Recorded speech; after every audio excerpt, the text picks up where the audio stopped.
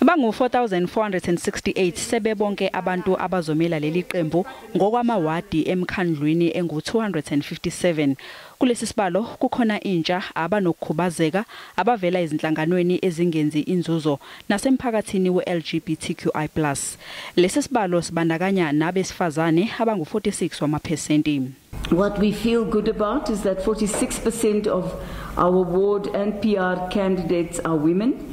Although women candidates are mainly found on our PR list, we are proud of the fact that women gain the confidence of their communities to be selected as ward candidates. I-ANC ithi ibasusile labo ababhekene namacala athize ezinkantolo kulolu hlu. What we regard as serious is housebreaking, rape, murder, assault with the intention to do grievous bodily harm, fraud, corruption. The list is endless. I-ANC ithi iqaphelile ukuthi kunabantu abangagculisekile ngamanye amagama abantu abaqokelwe ukumela leliqembu kulolu khetho. Ikomiti elibhekele ezokhetho ku-ANC ilizokhipha izincomo ngokumele kwenziwe ngalezi khalo.